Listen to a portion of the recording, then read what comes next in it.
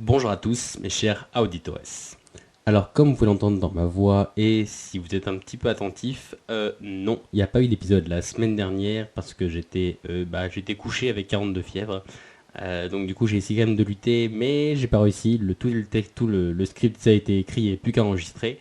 Mais j'ai pas réussi et comme vous pouvez l'entendre j'ai encore une voix assez grave, ça fait un peu Gandalf mais donc du coup voilà c'est un peu, pour ceux qui ont l'habitude, c'est un peu comme les fameuses trêves que j'avais tous les ans.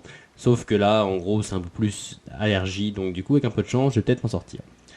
Donc du coup, voilà. Bonjour à tous. Donc là, aujourd'hui, on continue la petite série qu'on avait un peu commencé sur les croyances limitantes, qu'on avait inauguré du coup pas la semaine dernière, mais la semaine d'avant avec l'effet Bannister. Alors du coup, cette semaine, en fait, on va se focaliser sur les barrières qui sont à l'intérieur de soi. Avant, dans un prochain épisode, je pense sûrement le prochain ou peut-être celui d'après, de voir en gros les barrières qu'on s'inflige tous ensemble comme des braves. Mais avant toute chose, bonjour à tous et bienvenue dans ce 106e épisode d'Electron Penseur.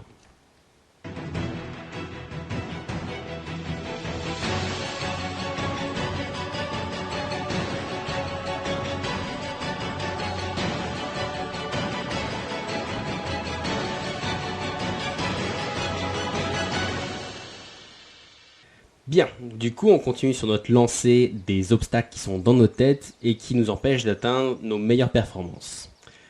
En gros, finalement, on pourrait aussi se demander, finalement, ce sujet, en quoi c'est utile dans un podcast de gestion du temps, tout ce truc de croyances limitantes, de murs intérieurs, ça fait vachement dev perso, mais qu'est-ce que ça fout là? Pour tout. En gros, si tu te les imposes, tu pourras jamais les dépasser et aller plus loin. Pour l'appliquer à la gestion du temps, si tu penses toujours que t'as pas le temps de faire des choses, tu n'entreprendras jamais d'action parce que tu te diras que t'as pas le temps. Donc du coup, tu vois, c'est une espèce de cercle vicieux. Tu te diras, j'ai pas le temps de faire plein de choses. Mais donc du coup, si tu te focalises en disant que seulement j'ai pas le temps, du coup, tu mettras aucune action en œuvre pour te libérer vraiment de cette croyance limitante que t'as pas le temps. Et donc du coup, tu pourras jamais t'en dégager. Et donc du coup, tu te conforteras. Donc du coup, en gros, l'épisode d'aujourd'hui, il est assez court, un peu comme celui de la semaine dernière et comme tous ceux à chaque fois, mais ils durent des plombs, en sachant que celui-là fait déjà 5 pages juste en script. Donc du coup, on verra bien. Parce que en gros, un peu comme le dernier épisode, en gros, j'ai voulu plus ou moins centrer l'épisode autour du concept de je vous raconte une histoire, je vous raconte voilà, vraiment une histoire, et en gros, on essaye d'en voir ce qui tourne autour, quoi, une espèce d'étude de cas, quoi. Alors, en gros, notre histoire, elle commence dans les années 60. Donc le président Eisenhower, qu'on a vu dans l'épisode 77 pour la fameuse matrice d'Eisenhower, donc qui est à l'époque l'homme le plus puissant du monde, reçoit en cadeau un tigre blanc. Ouais, rien que ça, un tigre blanc. Alors oui, forcément, comme je l'ai dit, quand t'es le mec le plus puissant du monde à l'époque, et un peu tout le monde voulait un peu t'avoir dans sa poche et tout le monde cherchait un peu tes faveurs, n'importe comment, et voilà, quitte à t'offrir carrément un tigre.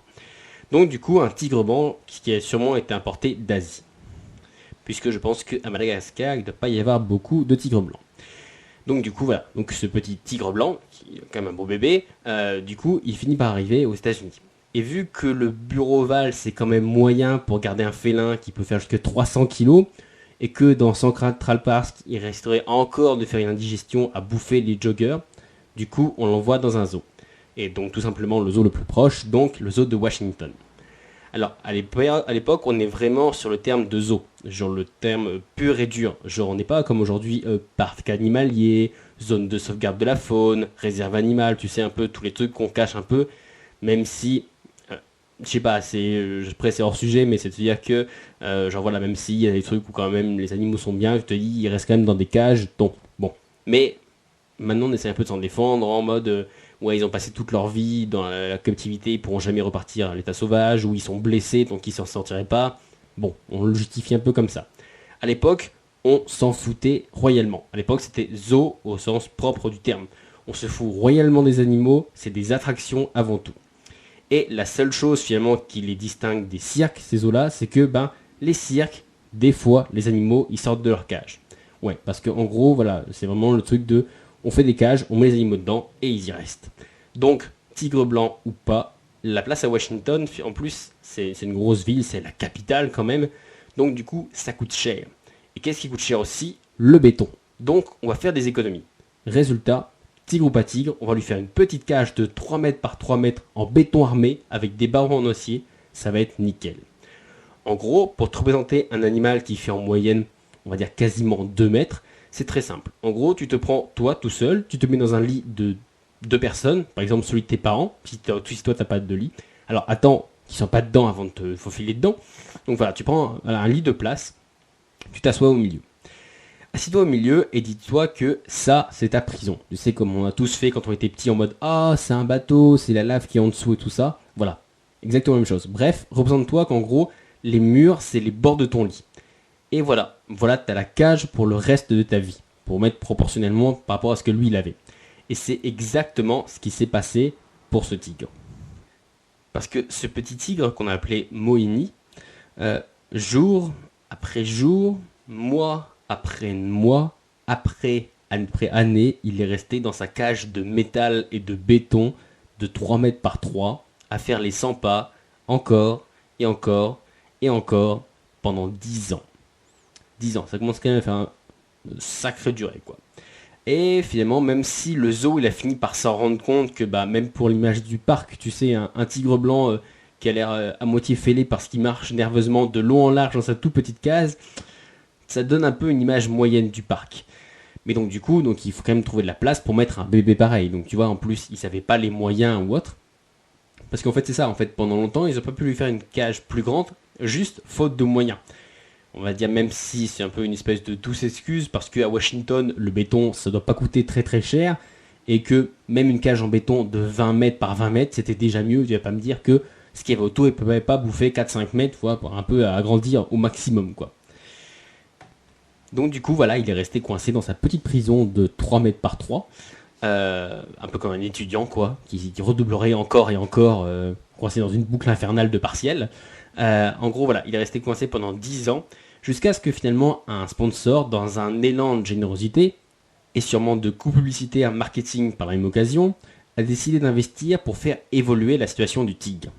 Et là, du coup, pour le coup, on peut dire que le sponsor n'y est pas allé avec le dos de la cuillère. Je pense que ça devait être Nike ou Coca-Cola, parce que ils sont passés, tu sais, de ta petite cage de 3 mètres sur 3 à 5000 mètres carrés avec des collines, des arbres, des cascades, des milliers de plantes tropicales qui ont été importées des quatre coins du monde. Bref, en gros, il est passé de la cellule de Fox River au manoir de Montgomery Burns. Alors la presse et des milliers de personnes sont donc venues admirer comment le majestueux tigre allait s'épanouir dans ce nouvel environnement, à courir partout, tu sais, un peu comme ton chat quand tu l'as transporté pendant 1 heure pour aller chez le veto, et que tu l'ouvres et que ça y est, maintenant il grimpe sur les murs, il défie la gravité ou autre. Donc du coup, là tout le monde s'attendait à ce que ça fasse exactement la même chose. Et la réponse de l'intéressé, en fait, le tigre, Moini, il a cherché le coin le plus sombre, le plus petit, le plus loin du grillage, dans une toute petite zone de 3 mètres par 3, et il a commencé à faire les 100 pas. Et il a marché encore, et encore, et encore, dans cette petite zone de 3 mètres par 3, qu'il avait trouvé dans un coin complètement isolé, voilà, vraiment un truc mal éclairé, tout ça. Il a continué, même quand les gardiens ils ont essayé de le pousser à explorer sa cage ou autre, sûrement, je sais pas, avec des bâtons ou autre. Il a continué même quand on a essayé de le nourrir à un autre moment de l'enclos. Tu sais, il lui jetait de la bouffe autre part, ils se sont dit, il va être obligé d'en sortir, tu sais, et de bouger. Même pas, il bougeait pas. Il préférait presque se laisser mourir de faim et rester dans son petit coin. Et donc du coup, il a même continué jusqu'à ce que l'herbe disparaisse à force de marcher, de faire les 100 pas ou autre. Et il a continué ainsi jusqu'à ce qu'il meure. En gros, il a passé le restant de sa vie à faire les 100 pas dans un carré de 3 mètres par 3, dans un coin d'un enclos de 5000 mètres carrés. Alors forcément, la première réaction, c'est de se dire que c'est quand même un ingrat et que le sponsor, il a dû vraiment l'avoir mauvaise de voir tout son pognon aussi mal investi pour que finalement, en gros, le tigre il se satisfasse juste de ce petit coin. Mais sinon, je sais pas si j'ai besoin vraiment de faire une explication là-dessus parce qu'en gros, les faits, ils parlent d'eux-mêmes. Parce que là, on a la preuve exacte que la prison, elle n'est pas simplement physique, elle était dans sa tête, elle était même surtout dans sa tête. Parce que regarde, même quand il n'y avait plus de prison, enfin, quasiment pas, mais bon, 5000 mètres carrés, il y a la place quand même, c'est presque un terrain de football. En gros, on va dire qu'il est resté prisonnier dans un truc qui est sûrement plus grand que ce qu'on n'aura jamais à vivre dans toute notre vie, quoi. En gros, il est resté prisonnier de lui-même. Il est resté prisonnier de ses habitudes, de son mode de pensée. Et cette histoire, elle est géniale, avec des grands guillemets, dans le sens où en fait ça nous touche directement. Parce qu'en fait, on fait directement le pont avec soi. Tu sais, il n'y a pas comme des fois où j'ai besoin un peu de tirer les trucs par les cheveux, le ramener un peu. Non. Là, en gros, c'est vraiment flagrant. Notre cage à nous, c'est notre zone de confort. Tu sais, la fameuse zone de confort que les livres de développement personnel, ils nous poussent tant à briser tout ça, et ben c'est celle-là. En gros, on reste prisonnier de notre situation, de notre quotidien, de nos habitudes, de notre travail. Et pourquoi on reste prisonnier? Et bien tout simplement parce que c'est ce qu'on a fait jour après jour, semaine après semaine, mois après mois, année après année. Et regarde, même si on vous offrait beaucoup, beaucoup plus grand, et ben du coup, on continuerait tous à tourner en rond dans notre petit coin. Parce qu'après tout, finalement, quand on va bien, prenons quelque chose comme l'argent. Après tout, il y a plein de gens qui ont fait fortune. Warren Buffett, il a expliqué des centaines de fois les méthodes et tout ça, les techniques qu'il a utilisées pour devenir riche. Et quand les journalistes, à un moment, ils lui ont dit, bah, vous êtes un peu con, genre vous avez beau être riche et de ça, mais genre, si vous divulguez à tout le monde comment être riche, vraiment les étapes, bah du coup, tout le monde va devenir riche, le marché, il va couler parce que la monnaie ne vaudra plus rien, et finalement, en gros, bah, finalement, tu seras plus l'homme le plus riche du monde, quoi. C'était un peu con, quoi. C'est un peu le truc de, je sais pas, si tu construis la tour la plus haute et que tu montres à tout le monde comment construire la tour la plus haute, enfin une grande tour, finalement, bah, t'as juste la tour qui fait 1 mètre de plus que le voisin, donc t'es plus aussi impressionnant. Donc du coup, là, en gros, c'est ce qu'ils ont dit. Et bah lui, il leur a juste répondu qu'en gros, sa fortune, elle était protégée par la peur des gens, par la peur de se lancer, de changer d'habitude, de prendre des risques. En gros, il sait qu'il y a tellement de gens qui sortiront jamais de leur zone de confort, qu'en gros, il peut leur donner toutes les méthodes, il peut tout leur expliquer, il peut leur offrir un parc 1000 fois plus grand, ça changera rien. Parce que du coup, ils resteront coincés dans leurs habitudes, dans leur style de pensée, et que voilà, ils auront du mal à prendre des risques. Même moi, finalement, avec mes podcasts, je t'ouvre un peu plus la voie, j'agrandis un peu plus ton enclos. Mais en gros, il tient qu'à toi de profiter de tout cet espace qui est un peu défriché.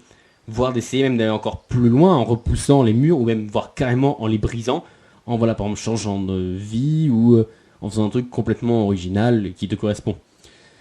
Mais donc du coup, finalement, ça tient qu'à toi de faire tout ça, ou de faire les 100 pas pour le restant de tes jours, ancrés dans tes habitudes, ton passé et ta zone de confort.